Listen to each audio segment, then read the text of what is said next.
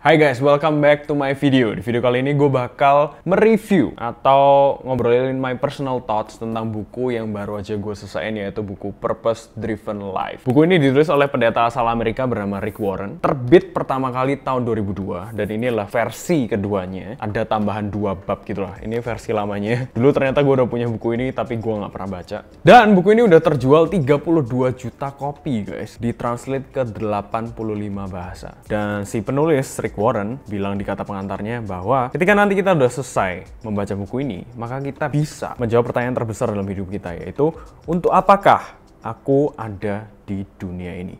Jadi gue hype banget pertama kali gue beli buku ini dan gue langsung excited untuk menghabiskannya. Ekspektasi gue tuh tinggi banget. So here's my thoughts. Setelah gue menghabiskan buku ini, apakah kemudian gue bisa menjawab apa tujuan hidup gue? Bisa. Dan apakah buku ini membantu gue secara signifikan? Tidak terlalu sebenarnya. Yang gue bisa bilang secara garis besar, buku ini buku rohani. Jadi kalau kalian ekspektasikan, oh tujuan hidup berarti nanti akan ngobrolin tentang karir apa yang kita harus pilih, kemudian hubungan menikah umur berapa, tinggal di mana, and everything, itu nggak ada di buku ini. Ini buku pure rohani. Basically tugasnya adalah untuk mengingatkan benar-benar esensi kehidupan kita, arti hidup kita terlebih dahulu, hubungan kita bersama Tuhan, kemudian bagaimana kita ini seharusnya melayani Tuhan dan melayani sesama, dan hal-hal rohani yang lain. So this is a very religious book, tapi bukan buku yang berat. Ini buku yang ringan, bahasanya juga santai. Jadi untuk teman-teman yang mungkin pertama kali masuk ke Kristen, terima Yesus, kemudian pengen ada semacam guide gitu ya, yang ringan untuk dibaca, buku ini gue rasa cocok banget untuk kalian. Tapi untuk kalian yang ekspektasinya, oke, gue akan diubahkan setelah membaca buku ini, I don't think so. Tanpa menjelekkan buku ini ya. Kendati demikian, ada total 4 bab dalam buku ini, 4 chapter harian yang berbicara banyak ke dalam kehidupan gue. Chapter-chapternya adalah ini ya, gue bacain ya guys ya. Ada chapter yang judulnya ini hari ke-2, Anda bukanlah suatu kebetulan. Kemudian ada hari ke-4, diciptakan untuk kekekalan. Hari ke-7, alasan untuk segala sesuatu. Dan hari ke-33, bagaimana pelayan sejati bertindak. Dan gue akan coba kupas satu persatu masing-masing chapter ini. Kenapa berbicara paling banyak dalam kehidupan gue. Chapter yang pertama.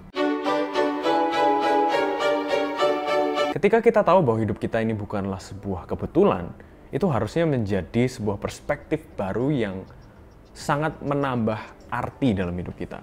Kita tahu bahwa, oh, berarti aku ada di sini itu karena memang Tuhan mau aku ada di sini. Dan setelah membaca buku ini, segala peristiwa yang terjadi dalam kehidupan kita itu, gue semakin yakin bahwa itu nggak ada yang kebetulan. Dalam graduation speech-nya di Stanford University tahun 2005, Steve Jobs membahas tentang yang namanya connecting the dots. Kalian bisa lihat, tonton full pidato graduation-nya di link di description box. Itu menurut gue keren banget. Tapi basically yang dia bilang dalam connecting dots ini adalah ketika kita sekarang berada di masa kini ya, kemudian kita menoleh ke belakang. Ada banyak peristiwa yang waktu kita jalanin itu, kita tuh nggak tahu peristiwa itu apa gunanya untuk kita. Mungkin itu bisa peristiwa kecelakaan, atau peristiwa yang membahagiakan, atau kalian sempat ngambil les Mandarin misalkan secara random or something. Tapi kemudian setelah kalian berada di satu titik, kalian menoleh ke belakang, kalian finally bisa connecting the dots. Oh, aku ternyata waktu itu disempetin les Mandarin selama 6 bulan karena aku nganggur, ternyata gunanya karena aku bakal ambil master di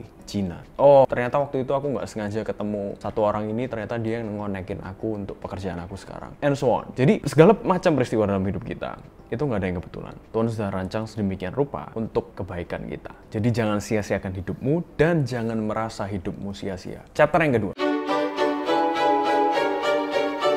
Dalam agama Kristen percaya ketika kita menerima dan kita percaya Tuhan Yesus Kristus sebagai Tuhan dan Juru Selamat kita, ketika kita nanti mati, kita akan masuk surga. Bagaimana kemudian kita hidup menjalani iman kita percaya pada Tuhan Yesus? Yaitu dengan melakukan perintah-perintahnya, yaitu perintah-perintah yang tertulis dalam firman Tuhan, Alkitab, and everything. Jadi melalui chapter ini kita diingatkan lagi, ambillah setiap keputusan dalam hidup. Memikirkan bahwa, oh hidup kita ini di bumi ini hanya sementara nih. Nanti yang kekal, yang lama itu ya pada kekekalan itu. Tujuan kita adalah surga. Jadi perspektif itu bahwa kita diciptakan untuk kekekalan itu akan membuat kita berpikir lebih bijak, mengambil keputusan lebih bijak. Chapter yang ketiga. Di buku ini berulang kali bilang bahwa hidup kita ini adalah oleh Tuhan, dari Tuhan, dan untuk Tuhan. Jadi apapun yang kita lakukan, itu lakukan untuk kemuliaan Tuhan. Dan biarkan itu menjadi alasan dari segala sesuatu yang kita lakukan di bumi ini loh. Gimana kemudian nanti ketika kita menghadapi masalah, menghadapi berkat, atau menjalani hidup yang susah ataupun yang senang, gimana caranya kita bisa membalikan itu semua untuk kemuliaan Tuhan. Itu yang terpenting. Intinya dari 3 chapter awal ini yang benar-benar berbicara banyak dalam kehidupan gue diajak untuk melihat hidup kita ini dari perspektif yang jauh lebih besar. Dari perspektifnya Tuhan. Oh, kita diciptakan tanpa kebetulan. Gue ada di sini. Berarti gue ada fungsinya nih kalau nggak kebetulan. Hidup lu bukan sebuah kesalahan. Berarti kita punya tujuan. 1. Right? Kedua, oke, kita diciptakan kok kekalahan. Jadi gue harus ambil pilihan-pilihan yang tepat dalam hidup gue, yang benar. Bukan hanya mementingkan kesenangan sementara, kemudian kita mengorbankan kekekalan kita atau mengorbankan apa yang kita sudah percayai sebagai kebenaran itu. Dan kemudian karena alasan untuk segala sesuatu adalah untuk memuliakan Tuhan, kita bisa jauh lebih legowo ketika kita menghadapi masalah. Oh, kita bisa berpikir kecuali masalah itu merupakan kesalahan kita ya, kita harus perbaiki. Tapi kalau mungkin itu adalah sebuah ujian, hal-hal yang kita nggak pernah expect and everything, kita lebih mudah untuk let go dan let God. Kita lebih mudah berpikir bahwa, oh toh ini semua juga dari Tuhan, jadi kalau aku menghadapi masalah kali ini, gimana caranya aku turn ini untuk memuliakan Tuhan. Intinya kita harus bangkit, kita nggak boleh justru kalah dengan masalah. Intinya seperti itu. Jadi dilihat dari perspektif yang jauh lebih besar, which is helping dan very very insightful. Kemudian chapter yang keempat. Dalam chapter ini dan beberapa chapter yang lain tentang melayani, gue benar-benar diingatkan mengenai yang namanya kerendahan. Bagaimana kita hidup di dunia ini, kembali lagi, bukan hanya untuk memuaskan keinginan kita, atau semata-mata hanya untuk hidup kita, untuk keluarga kita, untuk masa depan kita, tapi bagaimana kita juga bisa melayani secara vertikal dan horizontal. Horizontal artinya yang pada sesama kita, pada orang-orang sekeliling kita, apa yang kita bisa bantu, ya bantulah sebisa mungkin. Termasuk buku ini jauh lebih dalam menekankan tentang pelayanan kita untuk gereja, atau pelayanan kita di rumah Tuhan. Tergantung bakat apa yang kita miliki dan passion apa yang kita miliki. Kita pasti punya spot atau tempat untuk yang namanya melayani. Kembali lagi tentang kerendah hatian ya. Beberapa hari lalu guys, gue sempat nemu di YouTube channel gereja gue. Itu kayak ada lirik video gitu yang full animation. Dan gue scroll lihat animatornya siapa. Terus gue lihat gila ini keren banget.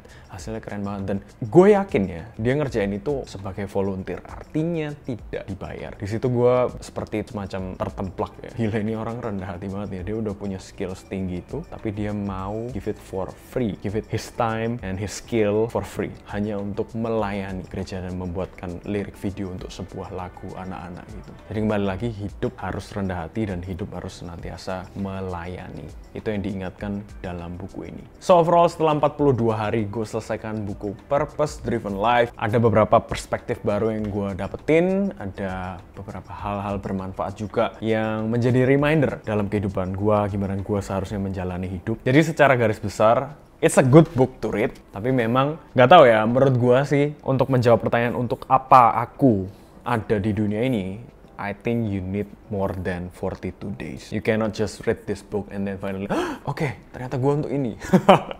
Menurut gue sih gitu ya. Buku ini jadi guidance saja, pedoman. Oke, harusnya seperti ini. Bahkan at the end, kayak chapter 40 ya. Di buku ini akhirnya menyinggung tentang karir. Dan intinya sang penulis cuma bilang bahwa selama kita melakukan segala hal itu, kembali lagi untuk poin-poin yang tadi, untuk memuliakan Tuhan, ya kan? Kita melakukannya untuk berpikir bahwa hidup kita ini diciptakan untuk kekekalan. Artinya kita ngambil pilihan-pilihan yang benar dan sesuai firman Tuhan. Sebenarnya pilihan-pilihan yang lain itu most likely up to us, terserah kita. Mau di mana kita tinggal, pekerjaan apa yang kita ambil, siapa yang kita akan nikahi. Kalau kita udah punya prinsip yang pertama tadi dan kita melakukannya untuk Tuhan, the rest is just terserah. Di buku ini dibahas seperti itu. Jadi at the end gue kayak, oh oke. Jadi buku ini memang benar-benar spesifik mau memperkuat fondasi kerohanian kita di dalam Tuhan. That's the main thing of this book. Jadi buat teman-teman yang mau membaca buku ini, go ahead. Baik banget buku ini, kalian juga bisa temuin belanja di online juga bisa. Kalau kalian mau buku ini, I'll give it for you for free. Kalian bisa komen di bawah if you want it, right? Nanti kita exchange WhatsApp number or anything, nanti gampang lah dipikirin. So, thank you guys for watching this video. I'll see you guys in the next video. God bless you and bye-bye.